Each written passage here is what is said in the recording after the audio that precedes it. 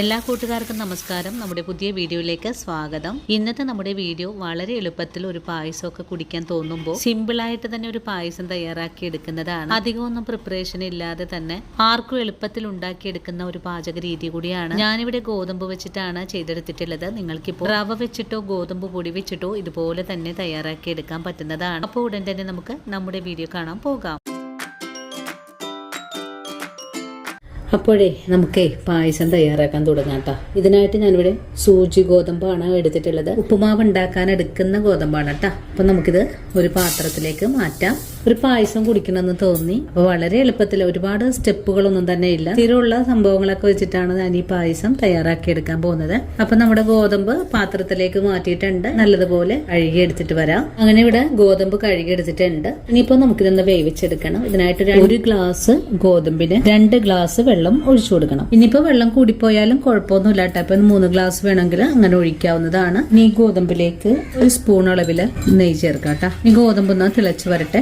ഗോതമ്പ് തിളച്ച് വരുന്ന സമയം കൊണ്ട് നമുക്കിതിലേക്ക് ഒരു 400 ഗ്രാം അളവിൽ ശർക്കര 2 ഗ്ലാസ് വെള്ളത്തിൽ തന്നെ ഉരുക്കിയെടുക്കാം. അങ്ങനെ ശർക്കരയും ഞാനിവിടെ ഉരുക്കാൻ വെച്ചിട്ടുണ്ട്. ശർക്കരയും ഉരുകി വരട്ടെ. അതുപോലെ തന്നെ നമ്മുടെ ഗോതമ്പും ഒന്ന് തിളച്ച് വരട്ടെ.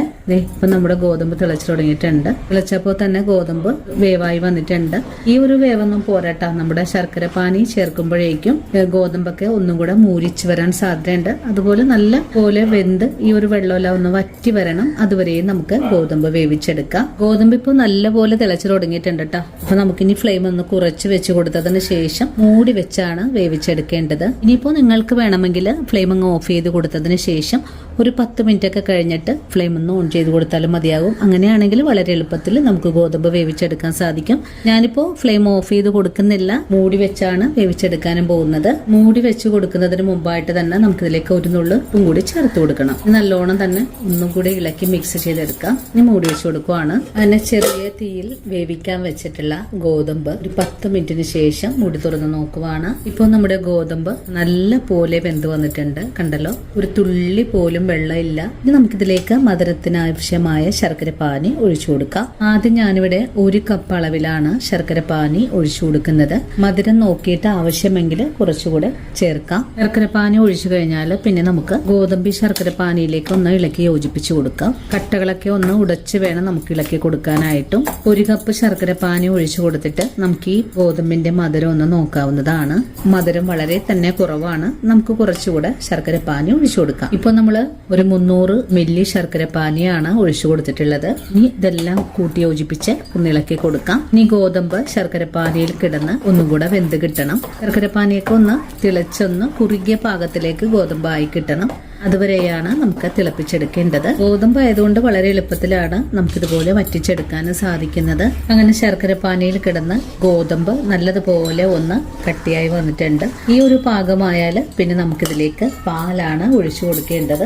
ഞാനിവിടെ 1/2 ലിറ്റർ മിൽമ പാലാണ് കേട്ടോ എടുത്തിട്ടുള്ളത്. ഗോതമ്പിലേക്ക് ഒഴിച്ചു കൊടുക്കാം. നല്ലതുപോലെ ഇളക്കി യോജിപ്പിച്ചു കൊടുക്കാം. നിങ്ങൾക്ക് വേണമെങ്കിൽ തേങ്ങാപ്പാലും ചേർക്കാവുന്നതാണ്. ഞാനിപ്പോ വളരെ എളുപ്പത്തിൽ ഉണ്ടാക്കിയെടുക്കുന്ന ഒരു പായസമായതുകൊണ്ടാണ് പാക്കറ്റ് പാൽ എടുത്തിട്ടുള്ളത്. പായസത്തിന്റെ കട്ടി നോക്കിയിട്ട് നമുക്കിതിലേക്ക് ആവശ്യത്തിനുള്ള പാൽ ഒഴിച്ചു കൊടുക്കാവുന്നതാണ്. ഇനിയിപ്പോ 1/2 ലിറ്റർ പാൽ ഒഴിച്ചു കൊടുത്തിട്ട് നിങ്ങൾക്ക് നല്ല കുറുകിയ പാകത്തിലേക്കാണ് ആയി വന്നതെങ്കിൽ കുറച്ചുകൂടെ പാല് നമുക്ക് ചേർക്കാവുന്നതാണ്. നല്ല ആവശ്യത്തിനുള്ള കട്ടിയൊക്കെ ഉണ്ട്. ഇനി നിങ്ങൾക്ക് പാലിന് പകരമായിട്ട് പാൽപ്പൊടി വേണമെങ്കിലും ചൂടുവെള്ളത്തിൽ കലക്കി ചേർക്കാവുന്നതാണ്. ഈ സമയത്ത് മിൽക്ക് മെയ്ഡൊക്കെ ചേർക്കാൻ താല്പര്യമാണെങ്കിൽ കുറച്ചൊക്കെ ചേർക്കാവുന്നതാണ്. ഇപ്പോൾ നമ്മുടെ പാലൊക്കെ ഒന്ന് തിളച്ചു തുടങ്ങിയിട്ടുണ്ട്. ഇനി നമുക്ക് പായസത്തിന്റെ ഫ്ലെയിം ഓഫ് ചെയ്ത് കൊടുക്കാം. ഇനി നമുക്ക് ഈ പായസത്തിലേക്ക് 1 സ്പൂൺ അളവില് ഏലക്കപ്പൊടി ചേർക്കാം. നിങ്ങൾക്ക് ജീരകപ്പൊടി ചേർക്കാൻ താല്പര്യമാണെങ്കിൽ ജീരകം ചേർക്കാവുന്നതാണ്. ഞാനിപ്പോ ഏലക്കപ്പൊടി മാത്രമാണ് കുറച്ച് പഞ്ചസാരയിൽ പൊടിച്ചെടുത്തിട്ടുള്ളതാണ്. ഏലക്കപ്പൊടി കൂടി ചേർത്ത് ഒന്നുകൂടി ഇളക്കി കൊടുക്കാം. നമ്മുടെ പായസത്തിന്റെ പരിപാടി കഴിഞ്ഞിട്ടുണ്ട്. നമുക്കിതിലേക്ക് ഇനി കുറച്ച് നാളികേരം ഇത്രയും തന്നെ എടുത്തിട്ടുള്ള കേട്ടോ. ഒന്ന് നെയ്യിൽ വറുത്തിട്ട് ഇതിലേക്ക് ചേർക്കാം. ഇനി നമുക്ക് നാളികേര കുത്ത് നെയ്യിൽ വറുത്തിട്ടുള്ളത് പായസത്തിലേക്ക് ചേർക്കാം. അങ്ങനെ വളരെ എളുപ്പത്തിൽ ഉണ്ടാക്കിയെടുത്തിട്ടുള്ള ഗോതമ്പ് പാൽ പായസം ഇവിടെ റെഡി ആയിട്ടുണ്ട്. ഇതുവരെയും ഇതുപോലൊരു പായസം നിങ്ങൾ തയ്യാറാക്കി കഴിച്ചിട്ടില്ലെങ്കിൽ തീർച്ചയായിട്ടും നമ്മുടെ ഈ ഒരു വീഡിയോ കണ്ട്